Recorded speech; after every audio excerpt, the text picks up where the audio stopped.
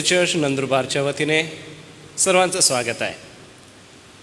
आजच्या अध्ययन वर्गामध्ये आपण फारच महत्त्वपूर्ण अशा गोष्टी बघणार आहोत आणि प्रभुदेव बाप हे समजून घेण्यासाठी त्याची कृपा आणि त्याचा अनुग्रह आम्हाला पुरवो.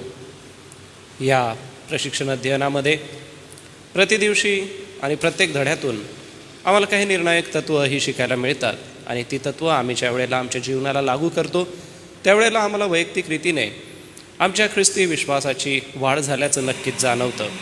या विश्वासाने पुन्हा एक वार प्रभूकडे कृपा मागूया. या अध्ययनासाठी प्रशिक्षक म्हणून सेवा करीत असताना सन्माननीय डॉक्टर रेव्हरेंड जी जयकर पाळक साहेबांना प्रभुदेव बाप आपली कृपापूर्व प्रियजन हो. हे अध्ययन केवळ अध्ययन नसून ते आमच्या जीवनाला कलाटणी देणारं असं निर्णायक तत्त्व आहे, कारण की पवित्र शास्त्र आमच्याकडून कशा रीतीची अपेक्षा करतं आणि प्रेषितीय काळामध्ये जे प्रेषितांनी मंडळीला शिकवलं ते गवसणं, ते शोधून काढणं व मंडळीसमोर मांडणं, ह्यामागे कष्ट आहेत, मेहनत आहे, वाचन आहे खूप सारं, आणि हे सर्व संकलित करून आपल्या सगळ्यांच्या समोर ते प्रस्तावित करून आमच्या विश्वासाची वाढ होण्यासाठी मेहनत करणं, ह्या सर्व गौरवी सेवेसाठी आम्ही रेव्हरेंड जी जयकर पाळक साहेबांसाठी प्रभूकडे कृपा मागूया. सोबतच हे अध्ययन करण्यासाठी आपले अध्यक्ष महोदय, संपूर्ण चर्च कमिटी, प्रभूने त्यांना एक विजन दिलं, एक दृष्टिकोन दिला आणि हे विजन, हे दृष्टिकोन आपण घेऊन आपली आणि मंडळीची वाढ करूया.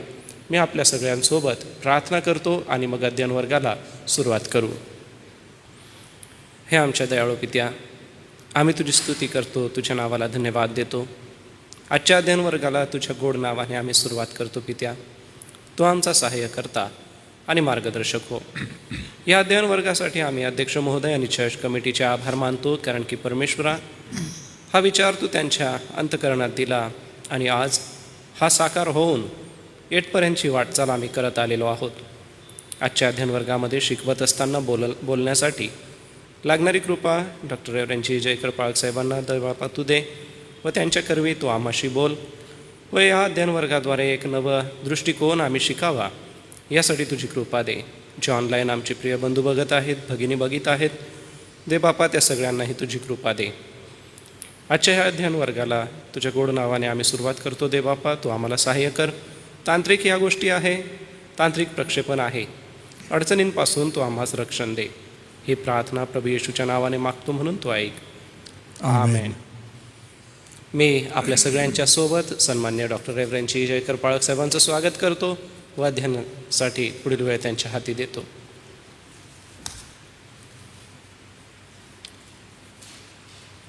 सगळ्यांना प्रभू येशू ख्रिस्ताच्या नावामध्ये सलाम. माझी आशा आहे आणि माझी खात्री आहे की आम्ही जो प्रयास आपणा सर्वांसाठी व स्वतःसाठी करत आहोत, हा प्रयास कुटुंबे घडविण्यासाठी आणि ते घडवित असताना व्यवस्थितरित्या त्यांना प्रशिक्षित करून आपल्या कुटुंबाची जडणघडण होण्यासाठी, मंडळीकडून प्रोत्साहन देण्यासाठी आणि सोबतच आपला पुढच्या पिढीला वारसा सोडण्यासाठी आपल्याला परिश्रम घ्यायचे आहेत. आपण मागच्या मंगळवारच्या सत्रामध्ये 2 सत्र एकत्र घेतली, 3 आणि 4. तिसऱ्यामध्ये आपण बघितलं की विवाहाचा आत्मा काय आहे, मर्म काय आहे, आणि त्याचं मुख्य तत्व होतं की अधीनता. प्रभू येशू ख्रिस्ताच्या अधीन, एकमेकाच्या अधीन, मंडळीच्या अधीन, वडील मंडळाच्या, सेवक वर्गाच्या अधीन. हे अधीन राहण्याने विवाह जिवंत राहतात, त्यांची बंधनं सहज तुटत नाहीत, परिवार टिकतात. लेकरं आईबापांच्या संघर्षाकडे बघून अधिक चांगलं बनण्याचा, करण्याचा प्रयत्न करतात आणि मग ते इतरांना त्यांच्या गप्पा-टप्पा झाल्या किंवा बोलचाल असेल कोणाबरोबर, मित्रांबरोबर, कोणी विचारलं, काय रे बाळा, तुझे आईवडील खरंच चांगले आहेत का? खरंच प्रेम करतात का?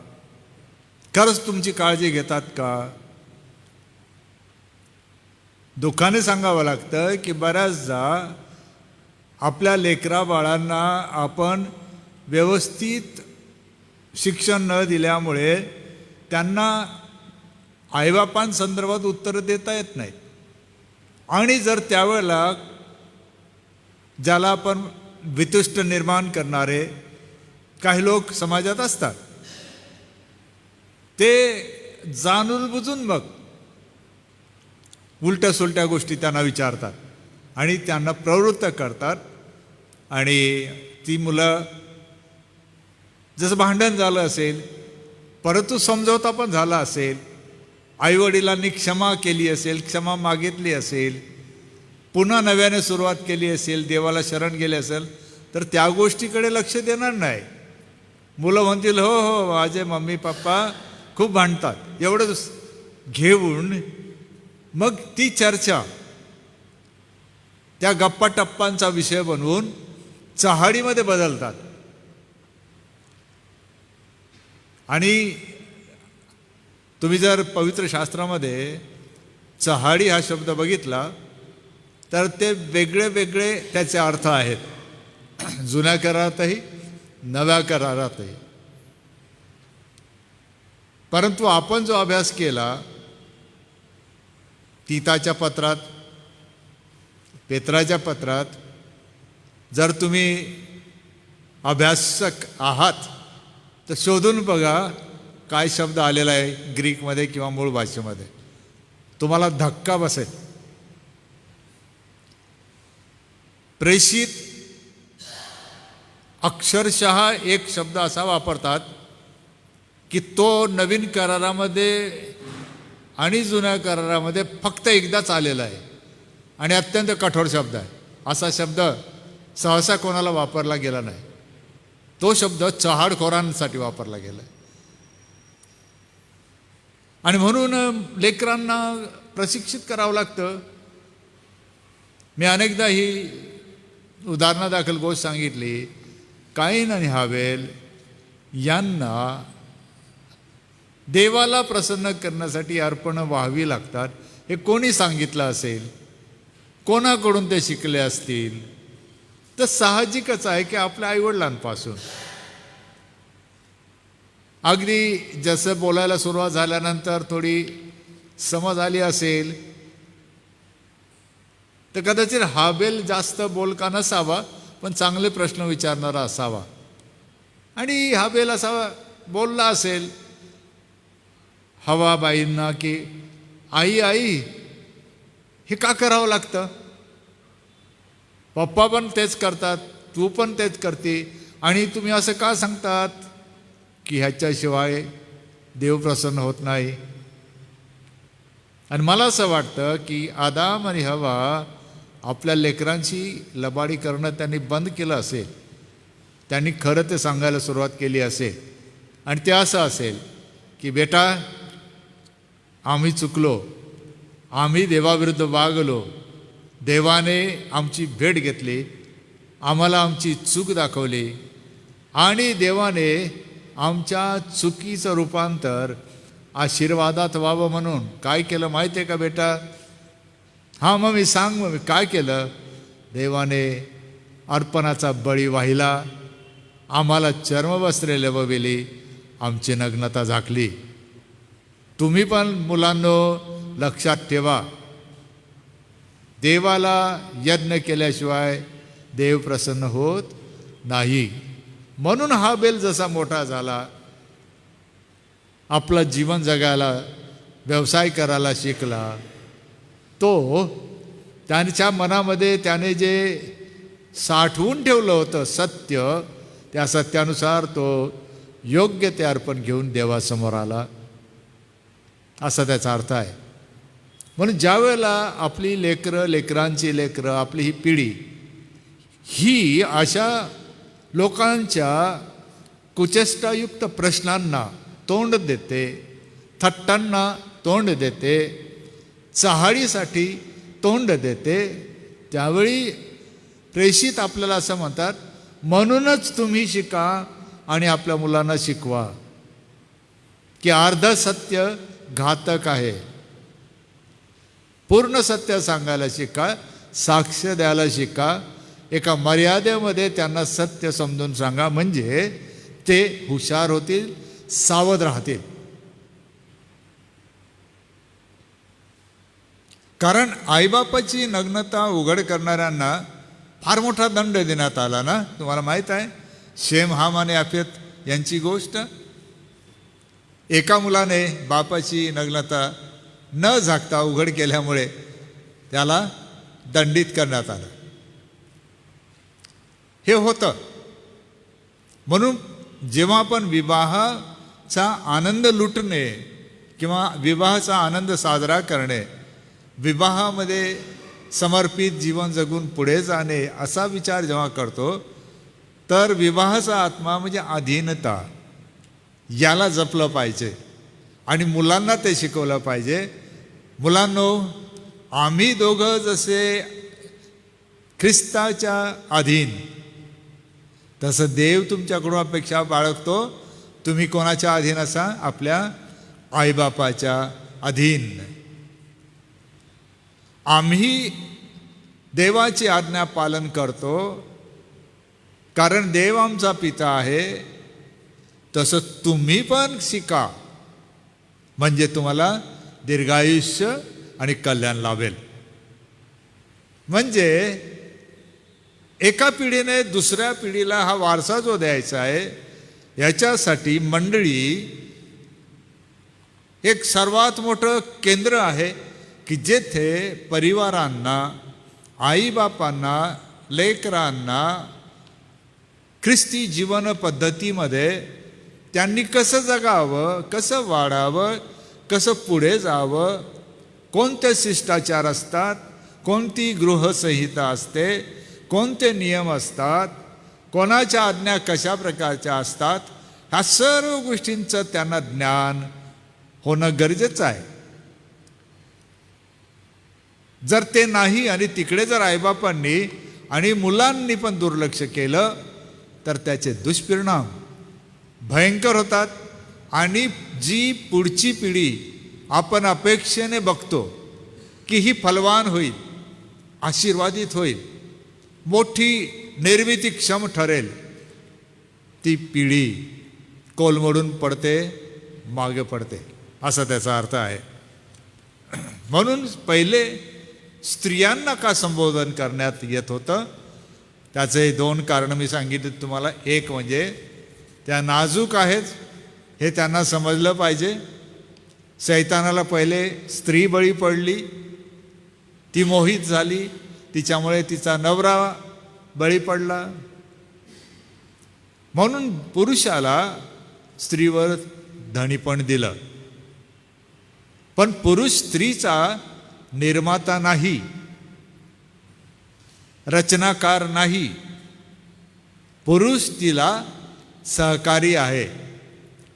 दोघं परस्पर पूरक सहकारी आहेत. मग चौथ्या सत्रामध्ये आपण पाहिलं की विवाहाचा संबंध सामाजिक जीवनाशी आहे, कारण विवाह ही सामाजिक संस्थापन आहे. मग जेव्हा एक परिवार ख्रिस्ताच्या तत्वांप्रमाणे चालू लागतो, तर ज्या समाजामध्ये तो जगतो त्या समाजामध्ये त्या परिवाराला जगण्यासाठी काही वेळेला आव्हानं उभे राहतात. आणि सर्वात मोठं आव्हान आपण बघितलं, तो शब्द कोणता आहे? Cultural confusion. सांस्कृतिक गोंधळ निर्माण होतो. बऱ्याच लग्नपत्रिका आपण पाहिल्या असतील, एक वाक्यप्रयोग त्या लग्नपत्रिकेमध्ये बऱ्याचदा येतो, हा विवाह जाती रिवाजाप्रमाणे होईल. मला अनेक पत्रिका येतात, मला खूप आनंद वाटतो. नावंच्या नावं असतात, त्यामुळे कळतं की परिवार किती मोठा आहे, नातेवाईक किती आहेत. अर्थात ओळखीचे बरेच लोक त्याच्यामध्ये आढळतात, कधीतरी भेटले तर मग लक्षात राहतं. है ना. परंतु एक वाक्य हमखास असतं, जाती रिवाजाप्रमाणे हे लग्न होईल असं सांगतात. असं का? ते देवाच्या आज्ञेविरुद्ध आहे का? आज्ञा मोडणारा आहे का?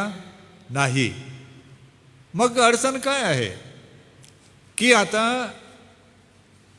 जे कुटुंब, जो परिवार येशूचा शिष्य झाला आहे, तो आता जुन्या व्यवस्थेतून नव्या व्यवस्थेत आलेला आहे. त्याला हे ठरवायचं आहे की मला नव्या व्यवस्थेत आणल्यामुळे नव्या व्यवस्थेमध्ये देवाची नवी योजना आहे आणि ही नवी योजना मला समजून घ्यावी लागेल. म्हणून मला पहिले जुन्या व्यवस्थेकडे हळूहळू पाठमोरं व्हावं लागेल आणि नव्या व्यवस्थेकडे तोंड ठेवत किंवा चालत मला पुढे मार्गक्रमण करावं लागेल. असं करताना जो संघर्ष निर्माण होतो, जो गोंधळ निर्माण होतो, त्याला काय म्हणतो आपण? कल्चरल कन्फ्युजन किंवा सांस्कृतिक गोंधळ. त्यातल्या त्यात आपण आज जो विषय थोडासा बघणार त्यामध्ये आहे की विजोड विवाह जे आहेत, म्हणजे ख्रिस्ती आणि ख्रिस्तीतर किंवा विश्वासणारा आणि अविश्वासणारा, असं आपण अनेक शब्दप्रयोग ऐकलेले आहेत. मग त्यांच्या संदर्भात जे मंडळांचे वडील आहेत, पंच आहेत, प्रमुख आहेत, पाळक आहेत, दीक्षा झालेले जे सेवक आहेत, त्यांच्यासमोर हा प्रश्न नेहमी येतो की विजोड आहे, नियमानुसार नाही, लेकरं झाली आहेत. विजोड आहेत, संगती राहत आहेत, ख्रिस्ती नियमानुसार ते विवाहबद्ध झालेले नाहीत. त्यांना मंडळीमध्ये सभासदत्व द्यावं की देऊ नये, लेकरं त्यांचं अर्पण करावं की करू नये, बाप्तिस्मेची वेळ येते, अशांचे बाप्तिस्मे करावे करू नये, है ना, मृत्यू झाला त्यांची प्रेतक्रिया करावी की करू नये, अशा असंख्य प्रश्न येतात. काही वेळेला अतिशय चांगल्या स्थितीमध्ये सुद्धा हे परिवार सापडतात, परंतु वंचित राहतात. ते मंडळीच्या आनंदामध्ये भाग घेऊ शकत नाही कारण ते विजोड आहेत म्हणून. आणि त्यांना जर कोणी विचारलं तर त्यांना उत्तर देता येत नाही की अरे तुमचा विवाह झाला का, कधी झाला, कुठे झाला, हे प्रश्न येतात आणि त्यांना जरा थोडं बरं वाटत नाही की हे प्रश्न येतात. तर अशी जी स्थिती प्रेषित पाऊल आणि पेत्र सांगत आहे, ती स्थितीमध्ये समाज आणि संस्कृती यांचा जो प्रभाव आहे, त्यांचं जे शिक्षण आहे, ज्याला आपण पाहिलं की जगाचं तत्त्वज्ञान, त्यामुळे परिवार सुरक्षित होत नसतात.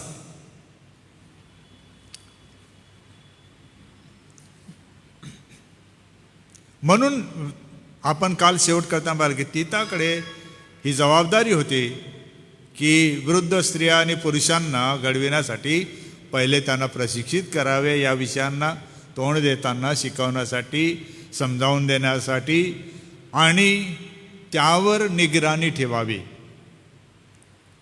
कारण शक्यता आहे तडजोड होईल, कुठेतरी हातमिळवणी होऊन जाईल, ख्रिस्ताचं तत्त्वज्ञान सोडून दुसऱ्याच तत्त्वज्ञानाचा स्वीकार केला जाईल, कधी पाखंडीमतवादी शिरून जातील, सांगता येत नाही.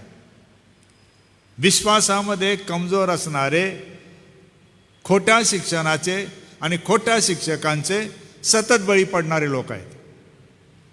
जो परिवार विश्वासात भक्कम आहे त्यांना कुठलाही खोटा शिक्षक, कुठलाही पाखंडीमतवाद येशू ख्रिस्ताच्या मार्गापासून दूर नेऊ शकत नाही. कोण सहज भटकू शकतात?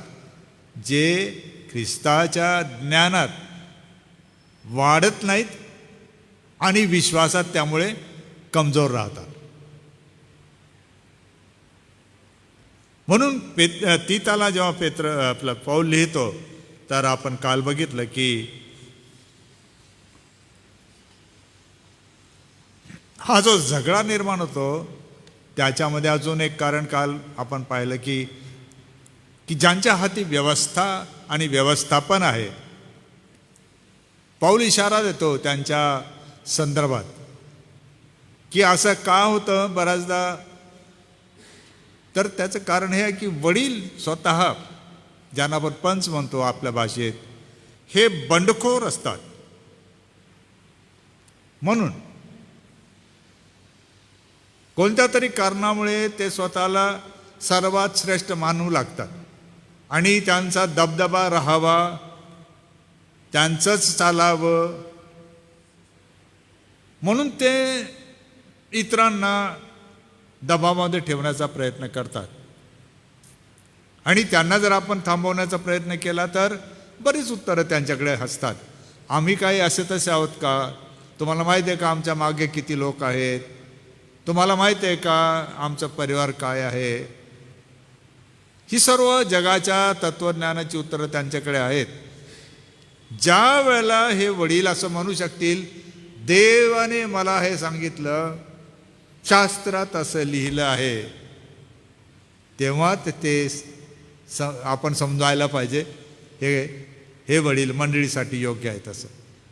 पण जे तडजोड करतात, व्यवस्थेविरुद्ध बंड करतात, देवाच्या योजनेविरुद्ध जातात, तर अशा वडील मंडळांची परीक्षा किंवा कसोटी घेण्यात यायला पाहिजे असं पौल शिक्षण देतो की सांभाळा, अशांना तुम्ही निवडताना सांभाळा.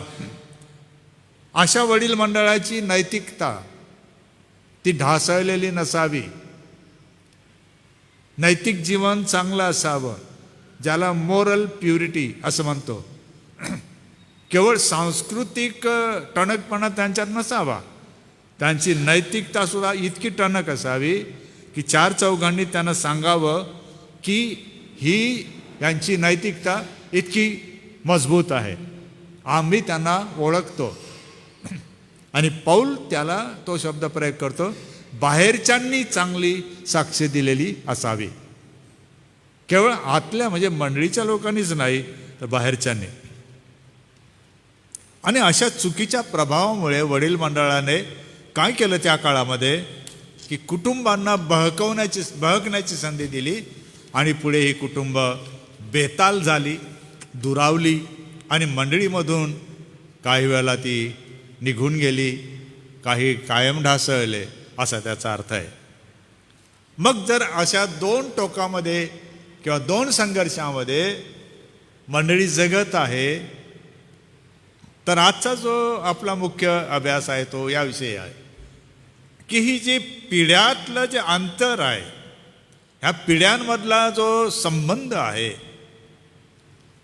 एक म्हणजे तो समर्पित कसा होईल, त्यामध्ये समर्पित भावना कशी निर्माण होईल, आणि दोन म्हणजे ही भावना निर्माण झाल्यावर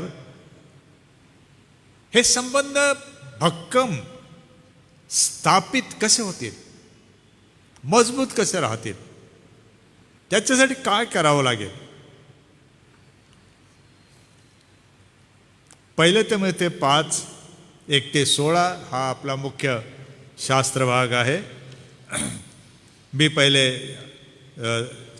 3-4 गोष्टी सांगतो, ते महत्त्वाचे मुद्दे या अभ्यासात आहेत आणि मग आपण थोडंसं विवरण पण पाहू. विवाह हा विश्वासणाऱ्या समाजाच्या जीवनासाठी आणि आपल्या लेकरांचा आध्यात्मिक वारसा यासाठी किती महत्त्वाचा आहे यावर आपण विचार करावयास हवा. दुसरा मुद्दा असा आहे की विधवा किंवा विधूर किंवा ज्यांनी आपला जोडीदार गमविला यासंबंधी पौलाचे म्हणणं काय आहे. ज्याला एकल कुटुंब वत्सलता किंवा एकल कुटुंब पद्धती दोनपैकी एकच जिवंत आहे.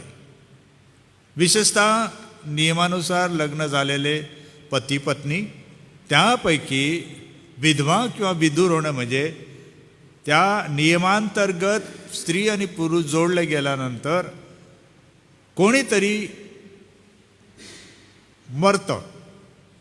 स्त्री मेली तर विधूर आणि पुरुष मेला तर विधवा.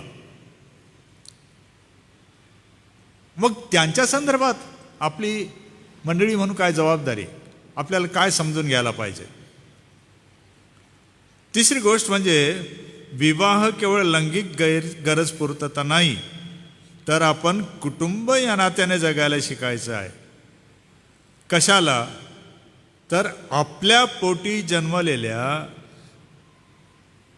किंवा आपण स्वीकारलेल्या, जन्मलेले म्हणजे जन्माला आलेले रक्ताने तुमची लेकरं, किंवा तुम्ही स्वीकारलेली किंवा दत्तक घेतलेली लेकरं, यांचं जीवन उज्ज्वल व्हावे म्हणून आपल्याला त्यांच्यासाठी जीवन कसं जगता येईल. चौथी गोष्ट आहे की ख्रिस्ताच्या शिक्षणानुसार खरोखरीच्या विधवा ज्या आहेत त्यांची कशी काळजी घ्यावी आणि त्यांचा उपयोग पिढीला घडविण्यासाठी कसा करावा, याकडे मंडळीने कटाक्षाने लक्ष देण्याची गरज आहे, असा त्याचा अर्थ आहे. आणि पाचवी मुख्य गोष्ट या पद्धतीमध्ये आहे की लेखकांच्या म्हणण्याप्रमाणे काही महत्त्वाच्या गोष्टी आज जगामध्ये आलेल्या आहेत. ते मूलभूत असं म्हणजे तत्व आहे की मी सांगितलं की लग्न न करता राहणं, दोघांचे लग्न झालेले असेल, लग्न झालेलं पण नसेल, त्याला आता नवीन समाज पद्धतीमध्ये लिव्ह इन रिलेशनशिप म्हणतो आपण. स्त्री आहे तर तिचा पती आहे, ती विवाहित आहे, लेकरं बाळं आहेत. पुरुष आहे तर त्याची पत्नी आहे, त्याला लेकरं बाळं आहेत. दोघंही जेव्हा कामधाम संपला, सुट्या झाल्या, नोकरीवरून आपापल्या घरी परत जातात.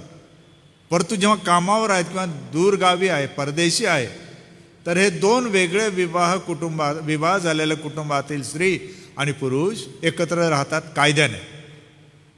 त्याला लिव्ह इन रिलेशनशिप हा एक नवा प्रवाह समाजाच्या विवाह संदर्भात आलेला आहे. एक मूल पालकत्व म्हणजे एकतर स्त्री आहे, ती मूल होऊ देते, एकतर स्वतःच्या पोटी किंवा तुम्हाला तो शब्द ऐकला असेल सरोगेट मदर्स, दुसऱ्याच्या पोटी. आणि तो जन्म झालेल्या त्या जन्म झालेल्या बाळाला पुन्हा हे अडॉप्ट करते किंवा स्वीकारते आणि ते तिचं मूल राहतं.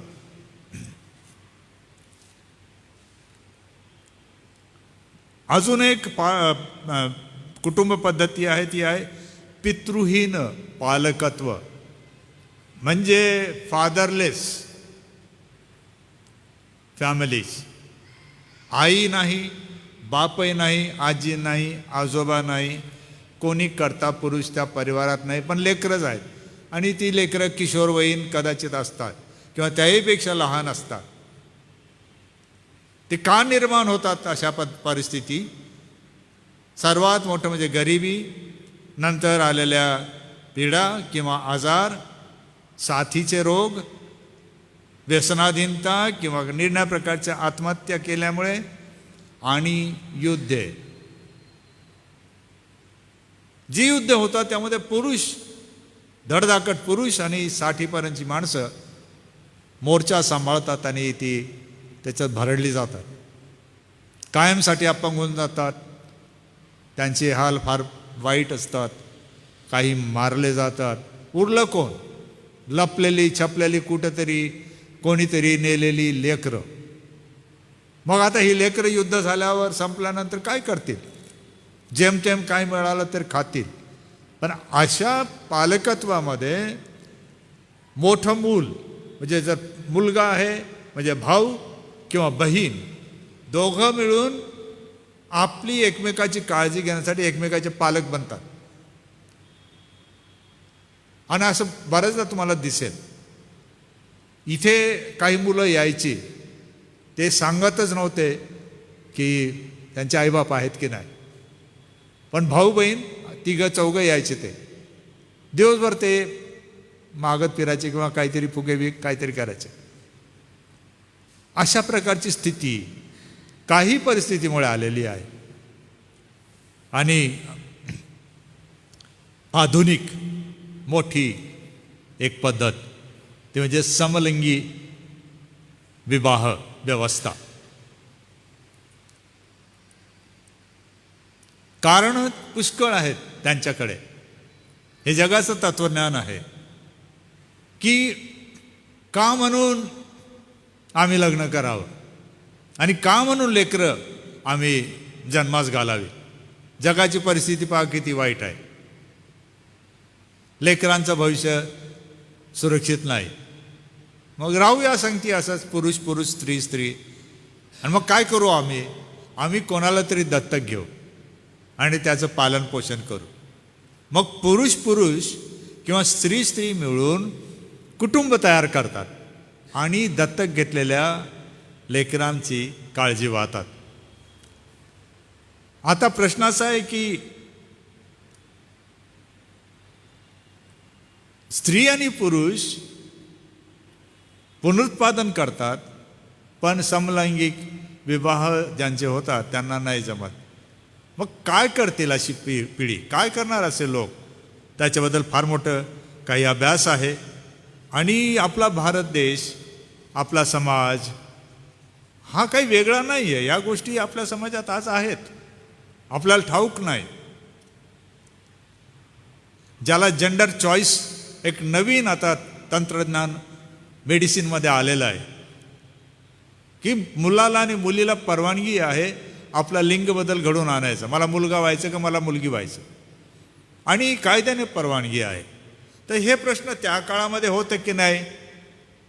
पण लेखक काय म्हणतो की आजचं जग आंतरपिढ्यांमध्ये फार मोठं अंतर पाडून जीवन जगायला शिकवत आहे.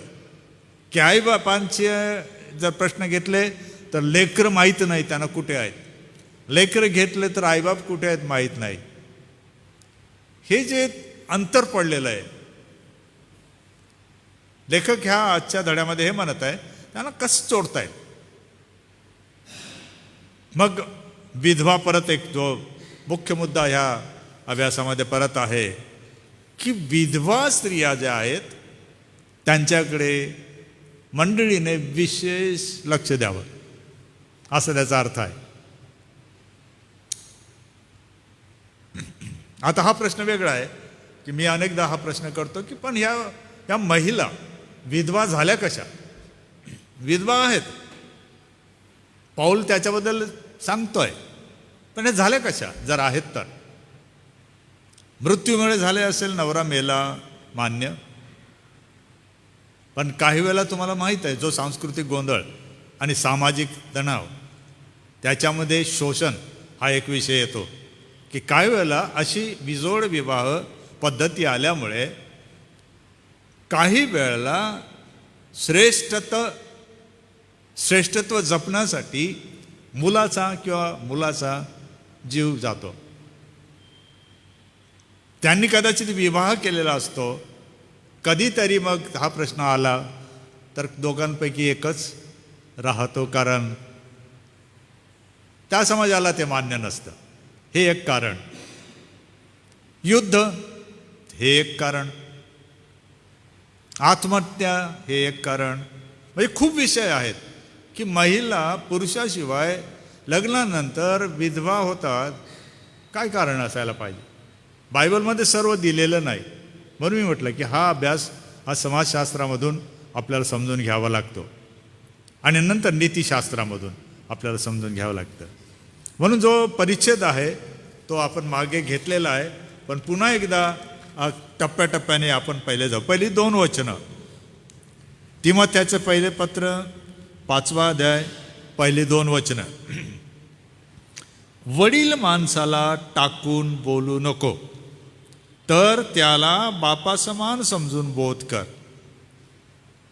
तरुणास बंधू समान मानून वडील स्त्रियास मातांसमान मानून तरुण स्त्रियास पूर्ण शुद्धतेने बहिणींसमान मानून बोध कर.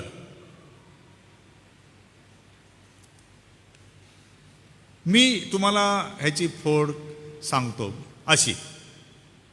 पहिली गोष्ट म्हणजे वडील माणसाला, म्हणजे वडिलांना मंडळीच्या किंवा परिवाराच्या प्रमुखाला टाकून बोलू नको. म्हणजे शिष्टाचार जो आपण शब्द वापरला, सौजन्य, शिष्टाचारयुक्त भाषा, नम्रतेची सौजन्याची भाषा, आदरयुक्त भाषा बोल.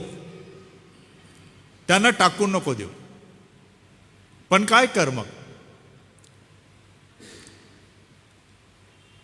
त्या वडील माणसाला काय कर, बोध कर. तरुणाला काय कर, बोध कर. वडील स्त्रियांना काय कर, बोध कर. तरुण स्त्रियास काय कर, बोध कर. बोध कर, या गटांना बोध कर. मग एक प्रश्न असा आपण विचार करायचा की हा बोध कसा करावा.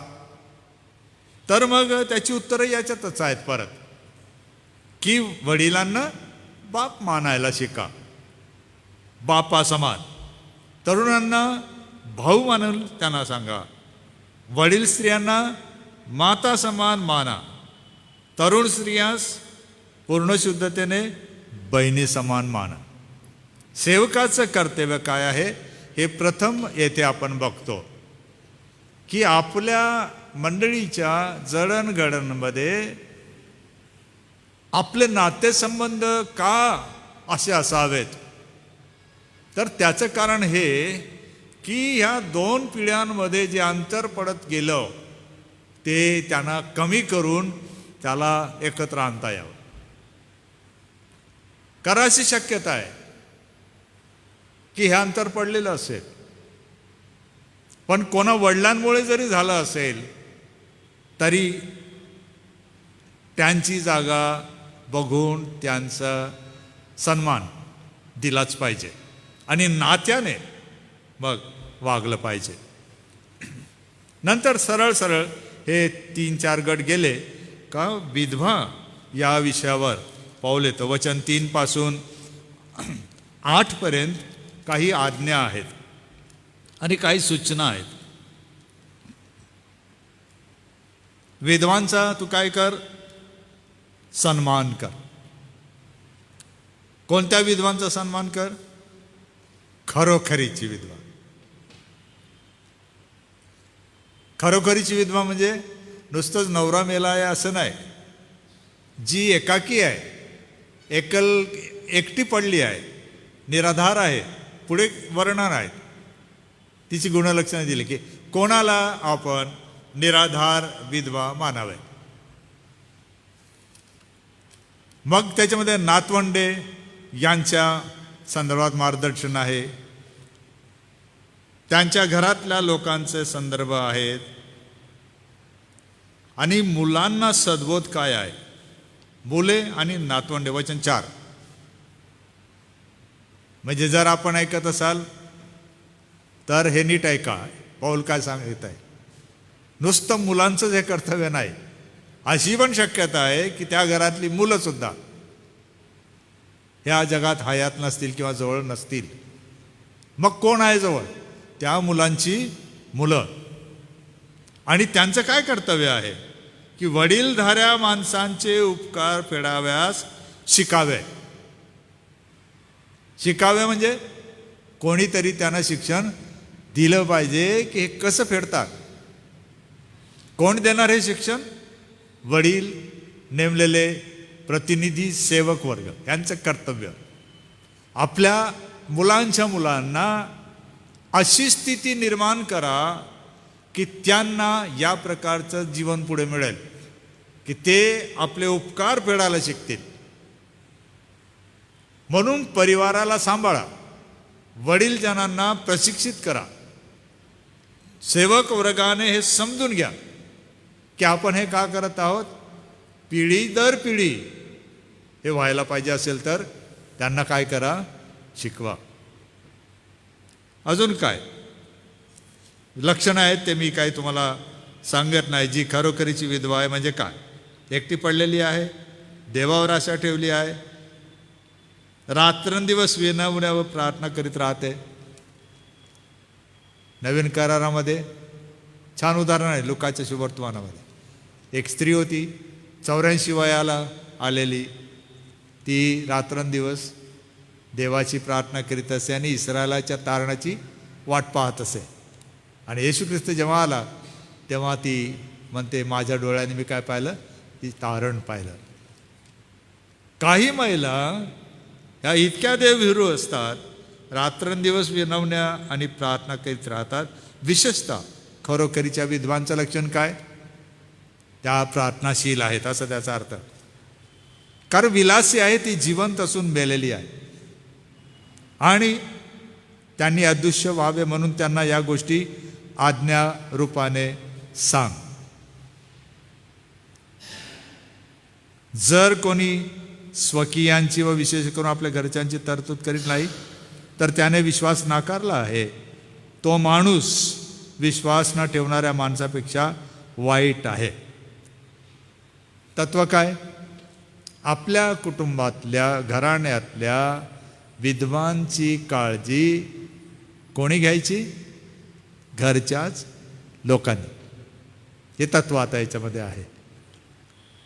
2 पिढ्यातला संबंध मजबूत करायचा असेल तर विधवांसंदर्भात आपल्या घरामध्ये समज काय आहे, पहिले ते लक्षात घ्यावं लागेल की विधवांना आपल्या परिवारात लोक काय समजतात. पूर्वी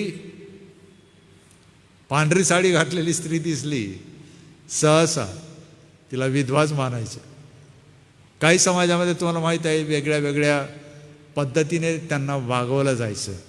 केसाचं मुंडन करणे, सतीची चाल नंतर आली, अशा अनेक काही ना काही कोणत्या ना कोणत्या प्रकारे या स्त्रियांना समाजामध्ये बंदिस्त करण्यात आलं. काही कारणं चांगली असू शकतात, काही कारणं वाईट पण आहेत. परंतु जेव्हा तरतूद, त्यात शब्द आलेला आहे घरच्यांची तरतूद. तरतूद हा शब्द ग्रीक भाषेमध्ये जर पाहिला त्याचा अर्थ आहे आणीबाणीच्या वेळी, आपत्तीच्या वेळी, अचानक संकट जर आलं असेल त्यावेळी जेवढी मदत करता येईल ती करणे, नेहमी नाही. आणि तिला तिच्या पायावर उभं राहता येईल का किंवा कायमस्वरूपी तिला आवक राहील का याचे स्रोत निर्माण करावे लागतील. आणि घरच्यांनी काय करायचं आहे, एका बाजूला ऐन वेळेला गरजेची मदत तर करायचीच आहे, ज्याला रिलीफ वर्क म्हणतो आपण, तसं मंडळीने पण करायचं आहे. पण याचा अर्थ असा नाही, पाऊल पुढे म्हणतो, याचा अर्थ असा नाही त्यांनी मंडळीवरच अवलंबून राहायचं, मग घरच्या लोकांवरच अवलंबून राहायचं, ते देतील मग मी खाईन असं. तसं नाही, त्यांना स्वावलंबी बनवायचं आहे असं पाऊल म्हणतो. नाही तर काय होतं पुढे बघा, जर अशा स्त्रिया असल्या 9 पासून पुढे, तर विशेषतः तरुण स्त्रियांबद्दल आहे की मग त्या घरोघरी फिरून मागतात किंवा गप्पा टप्पा करतात. काय होतं त्याचं वचन 13, त्या आळशी होतात. परत तोच विषय, आळस म्हणजे जेथे क्षमता आहे तेथे काहीच वापरायचं नाही, संधी आहे उपयोग करायचा नाही, येत आहे कलाकौशल्य आहे, साधनं आहेत, वापर करून काहीच करायचं नाही, दैववादी बनून कसं तरी जगायचं, कसं तरी मारायचं.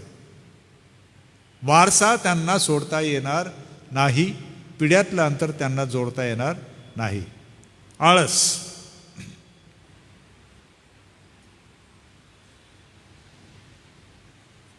वटवट्या शब्दच भयंकर आहे तो मराठीमध्ये, वटवट.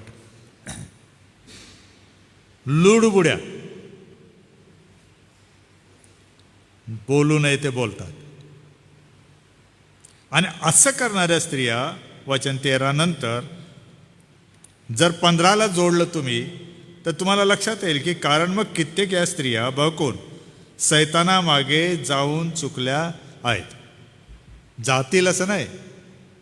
ही गुणलक्षणं ज्या विधवा महिलेमध्ये दिसणार ती सैतानामागे बहकून जाऊन चुकली आणि तिला परत आणणं, मार्गावर परत आणणं, सत्याच्या परत आणणं ही फार मोठी जोखीम आहे मंडळीमध्ये. फार मोठा धोका पत्करावा लागतो.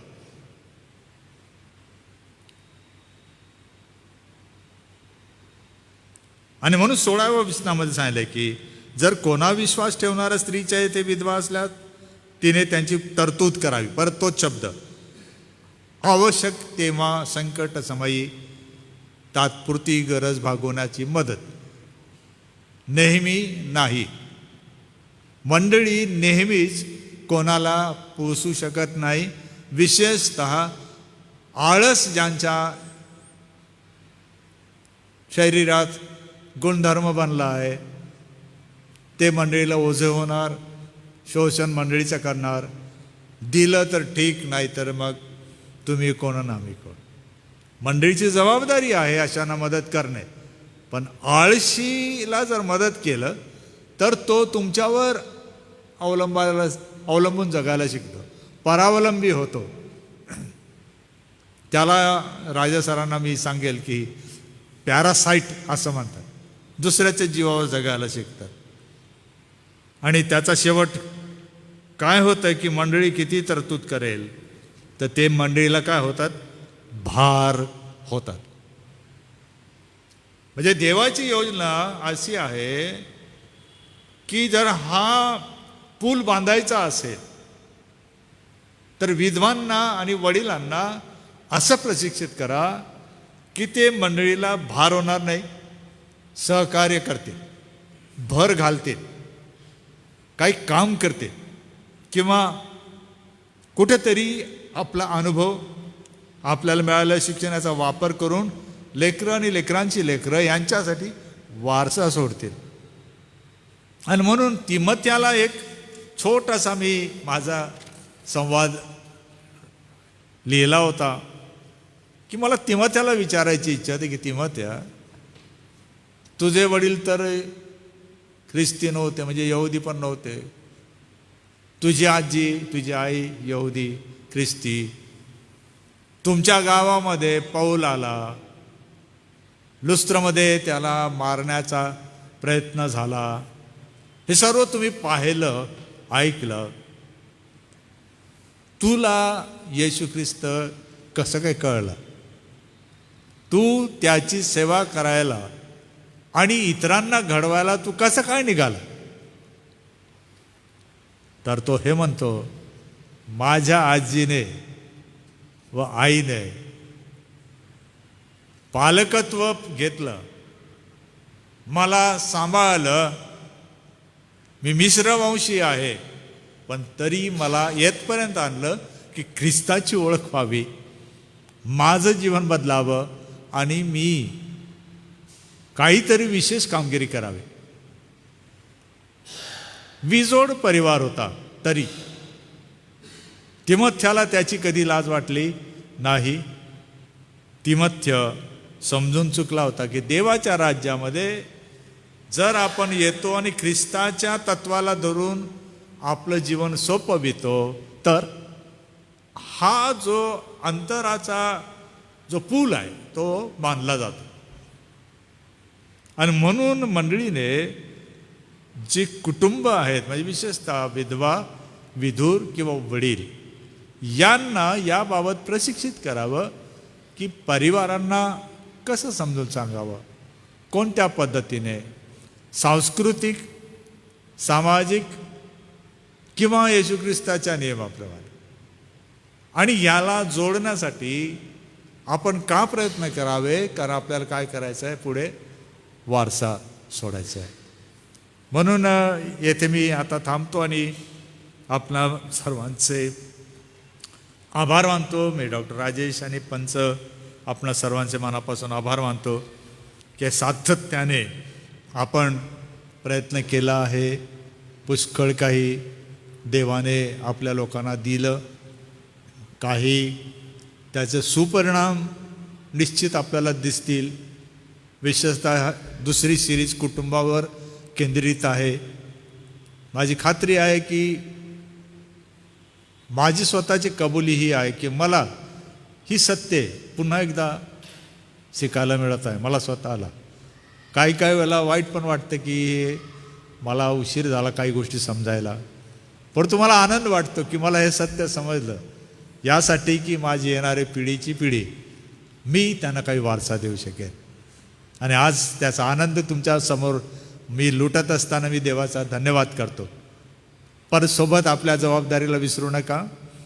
अभ्यास चालू असू द्या, पुढच्याही पुस्तकांचा अभ्यास करा. आपण थोडा ब्रेक घेणार आहोत.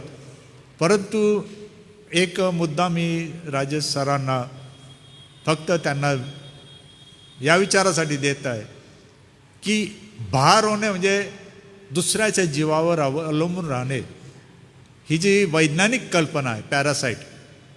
जर त्यांना जमला वेळ आला तर 2 शब्द त्यांनी सांगावे. आपल्या या वेळच्या अभ्यासाचा समारोपही करावा आणि देवाचा गौरव करावा. या सर.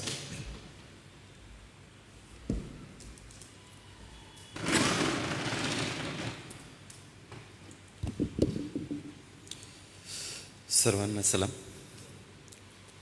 सर्वप्रथम परमेश्वराचे आभार आपण मानूया की आपल्याला या बिल्ड इंटरनॅशनलचा अभ्यासक्रम आपल्याला सुरू करता आला.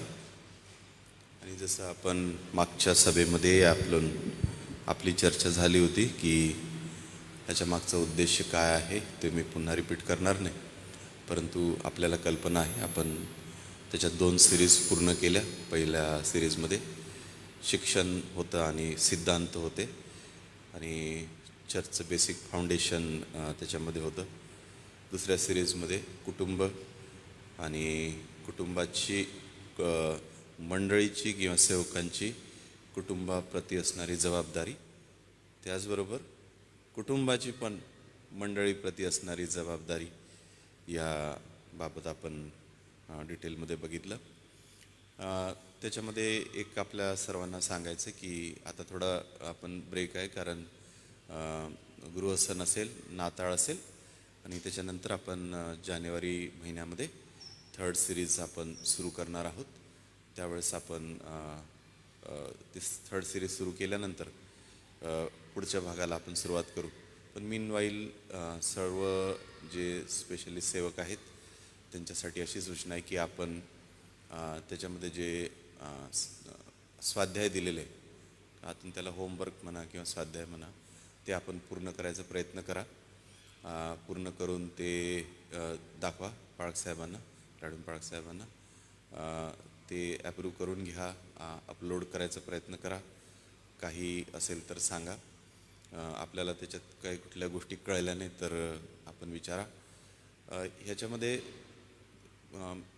बेसिक आता पुष्कळ वेळेस सांगून झालं, पण तरी सांगतो की हे आपण शिकून आपल्याला मंडळीला शिकवायचं आहे.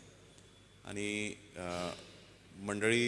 मंडळीमध्ये फक्त शिकायचं नसून रुजवायचं पण आहे. आता जो कुटुंबाचा विषय घेतला आणि आपण मंडळीमध्ये वेगवेगळ्या प्रकारची कुटुंब बघतो, तर आपल्याला ते लक्षात येते की आत्ताच्या परिस्थितीमध्ये कुटुंबामध्ये किती ह्या शिक्षणाची गरज आहे.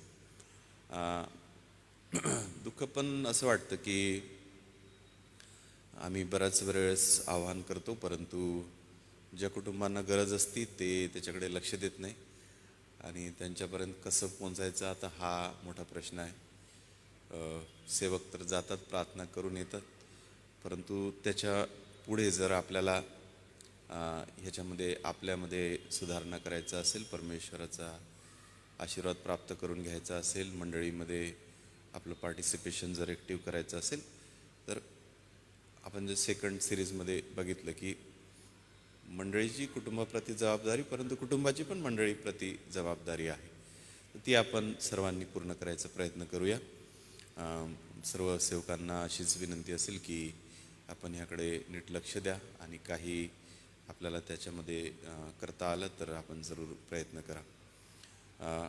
त्यानंतर सगळ्यात महत्त्वाची गोष्ट म्हणजे रेव्हरंड ग्लॅडविन पाळक साहेबांचे मी मनापासून आभार मानतो.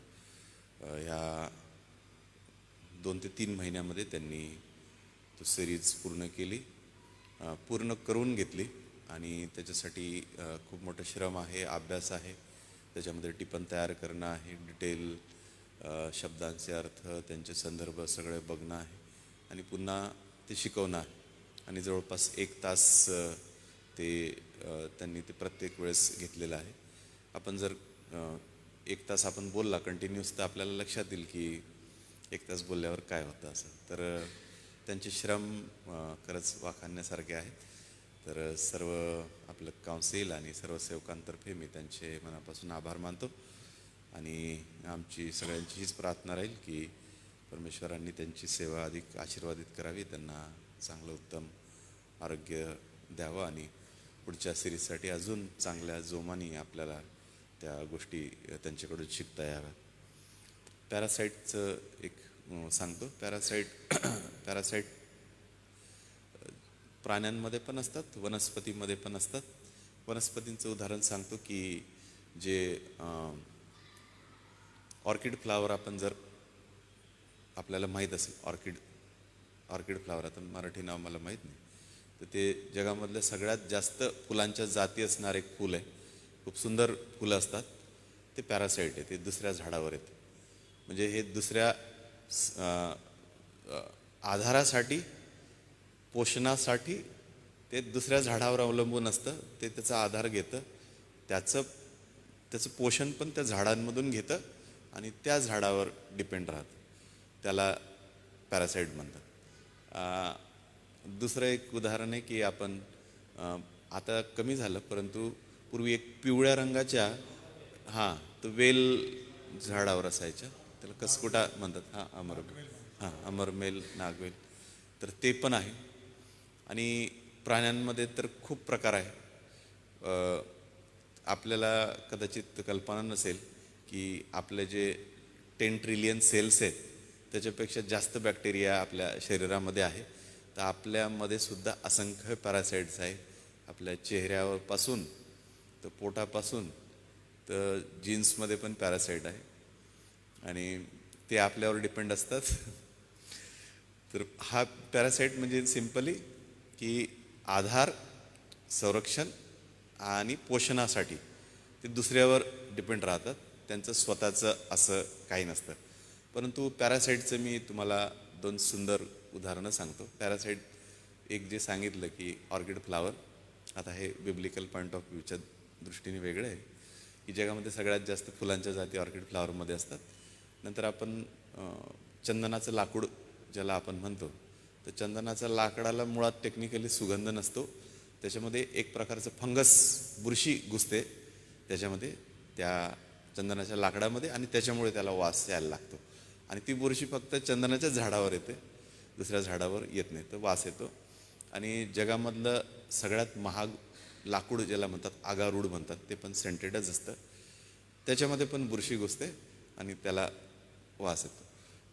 कधीकधी एक्सेप्शनल केसेसमध्ये पॅरासाईट असणं ते चांगलं, पण ते नैसर्गिक पॅरासाईट आहे. म्हणजे आपल्या शरीरामध्ये असणारे काय आणि देवाने जे तयार केले काय, ते एकमेकाच्या फायद्यासाठी तयार केले तर आहेत.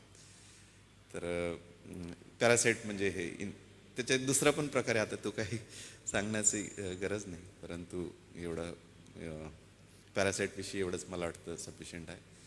पुन्हा एकदा आणि आपले सर्वांचे आभार की आपण देखील ह्याच्यामध्ये पार्टिसिपेट झाला आणि आपण पण सर्वांनी शिकण्याचा प्रयत्न केला. शेवटी मी विनंती करेल की पठारे पाळक साहेबांना ते पुढे येतील आणि प्रार्थना करतील, आशीर्वाद देतील आणि मग आपण हे फर्स्ट सत्र समाप्त करूया.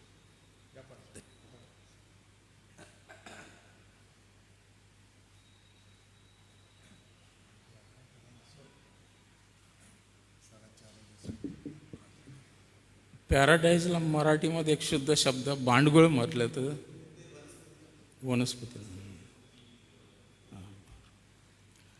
प्रार्थना करू आपण. प्रभू, आम्ही तुझा आभार मानतो. या 3 महिन्यामध्ये आम्हाला या दुसऱ्या सिरीजचं महत्त्व समजू दिलं आणि कुटुंब आणि मंडळी यांचं रिलेशन आणि कुटुंबामध्ये असलेले सर्व मातापिता, लेकरं, नोकर चाकर, विधवा, वृद्ध आणि तरुण या सर्वांचे संबंध कसे असावेत, त्यांच्याविषयी असलेली कुटुंबाची आणि मंडळीची जबाबदारी काय आहे, एवढंच नव्हे तर विवाह संबंधाने जो महान आणि गहन प्रश्न संत पौलाने पेत्राने हाताळला आणि त्याचं सुशिक्षण मंडळांना दिलेलं आहे. आणि प्रभू, आम्ही तुझे आभार मानतो ह्या सर्व गोष्टींकडून. त्या काळातील आरंभीच्या मंडळीमध्ये प्रभू जे पावित्र्य राखलं गेलं, ज्यामुळे त्याचा आदर्श इतरांनी घेतला आणि अनेकांनी देवाचं गौरव करत मंडळीमध्ये ते आले. प्रभू, आम्ही तुला धन्यवाद देतो, कारण तोच प्रभू आजही आहे. आणि तुझी इच्छा ही आहे की जो पाया प्रेषितांनी घालून दिलेला आहे त्या पायावर आमच्या मंडळ्या उभारल्या जाव्यात. त्या प्रकारचं सुशिक्षण आजही आमच्या मंडळांमध्ये दिलं जावं. म्हणून प्रभू, या बिल्ड इंटरनॅशनलबद्दल धन्यवाद देतो. अतिशय चांगल्या प्रकारे त्यांनी अभ्यासपूर्वक अनेक विद्वानांनी सल्ले देऊन आणि प्रभू अधिक चांगल्या प्रकारचा मजकूर यामध्ये घालून प्रभू आमच्यापर्यंत या सिरीज पोहोचवला, त्याबद्दल आम्ही धन्यवाद देतो. आम्ही विशेष तुला धन्यवाद देतो प्रभू. आमच्या एसएमच्या या एस ए चर्चेच्या सर्व मंडळात प्रभू या अभ्यासक्रमाचं महत्त्व समजावं, या उद्देशाने सर्व तुझ्या दासांना, सेवकांना, पुढाऱ्यांना प्रभू हे प्रशिक्षित करण्यासाठी प्रभू गेल्या 3 वर्षामध्ये पुष्कळ मार्गदर्शन करण्यात आलं. आमच्या अध्यक्षांनी पण वेळोवेळी प्रभू संमेलनं भरून एवढंच नव्हे तर देवापा अनेक सत्रांमध्ये त्याचं महत्त्व समजावून दिलेलं आहे.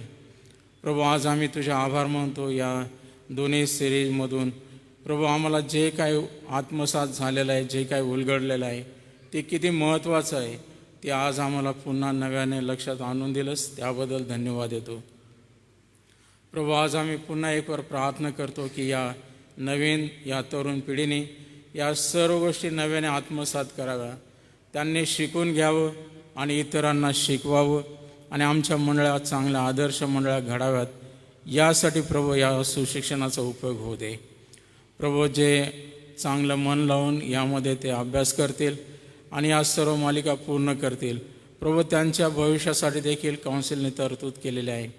आणि म्हणून प्रभू त्यांच्या आध्यात्मिक उन्नतीबरोबरच इतर जगिक फायद्यासाठी देखील हा अभ्यासक्रम अतिशय उत्कृष्ट आहे.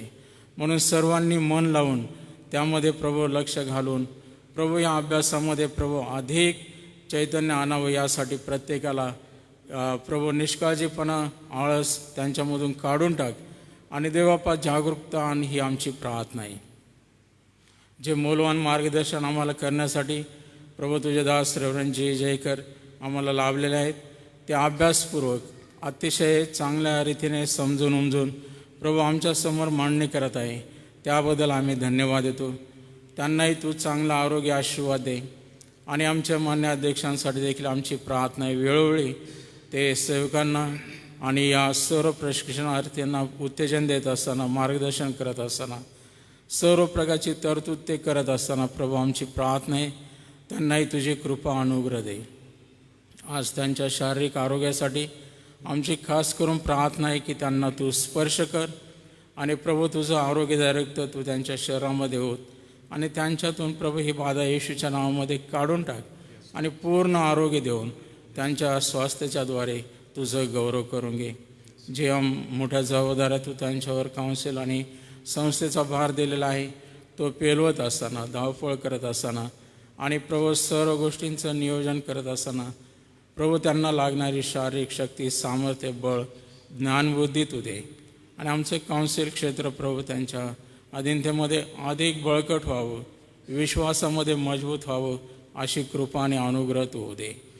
आम्ही नवीन 3ऱ्या सिरीजमध्ये जाऊ जानेवारीमध्ये, त्यावेळेस प्रभू आमची प्रार्थना आहे की येणाऱ्या दिवसांमध्ये देखील आम्हाला तू आशीर्वादित करावं म्हणून प्रभू ह्या संपूर्ण पुस्तकांच्याद्वारे आमची भेट घे, आमचे आत्मचक्षु उघड आणि त्यामधून आमच्या मंडळांसाठी हे मौल्यवान सुशिक्षण तू दे, ही आमची प्रार्थना आहे. या दोन्ही सिरीज शिकवण्यासाठी, मार्गदर्शन करण्यासाठी पुन्हा एक वार तुझ्या दासाला तुझी कृपा अनुग्रह दिलास, याबद्दल आम्ही धन्यवाद देतो.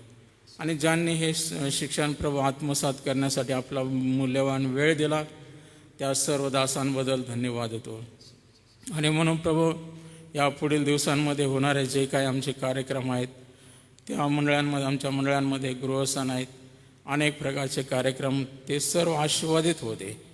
आणि पुन्हा नवीन सत्रात आम्ही येऊ त्यावेळेस आम्हाला नवीन आशीर्वाद तू दे. आज सायंकाळी आम्ही सर्वजण तुझ्या हातात पडतो. जे ऑनलाईन जोडले गेलेले त्यांनाही तू आशीर्वाद दे. पुन्हा एक वार तुला सर्व प्रकारचा मान, सन्मान, गौरव आणि आदर अर्पण करत ही प्रार्थना येशूच्या नावाने करतो, म्हणून तू आई. आमेन. हे आमच्या स्वर्गातील पित्या, तुझे नाम पवित्र मानले जाओ, तुझे राज्य येऊ, जसे स्वर्गात तसे पृथ्वीवरही. तुझ्या इच्छेप्रमाणे हो. आमची रोजची भाकर आज आम्हास दे, आणि जसे आम्ही आमच्या ऋणास ऋण सोडितो, तसेच तू आमच्या ऋणापासून सोड. आणि आम्हास परीक्षेत आणू नकोस, तर आम्हास सर्व वाईटापासून सोडी. कारण की राज्य, सामर्थ्य आणि गौरव ही सर्व काळ तुझीच आहेत. आमेन. आणि आता आपला तारणारा प्रभू येशू ख्रिस्ताची कृपा, देवबापाची प्रीती आणि पवित्र आत्म्याची गोड संगती या लीडच्या अभ्यासक्रमामध्ये भाग घेतलेल्या सर्व तुझ्या दासांबरोबर, आमच्या एस.ए. चर्चच्या सर्व मंडळांबरोबर, आमचे मान्य अध्यक्ष आणि रेव्हरंड जी जयकर पाळसाहेब यांच्याबरोबर, आणि आम्हा सर्वांबरोबर, देवाची मंडळी आणि इस्रायल राष्ट्र याबरोबर आता आणि सदा सर्व काळ असो. आमेन. या रात्री ईश्वरा तू मजला सामा, आयुष्यभर राखीतो, कराव प्रतिपा.